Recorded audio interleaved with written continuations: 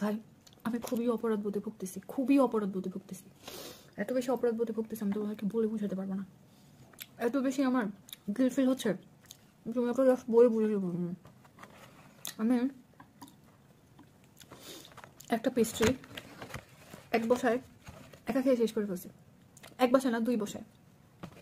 এর আগে অর্ধেক খাইছে আর এখন অর্ধেক খেয়ে ফেলছে।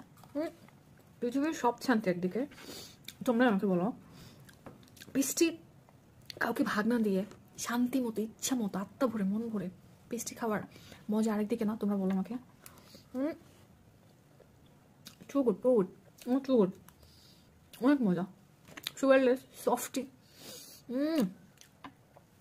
চুম্মেশ্বরী টাইপের মজা।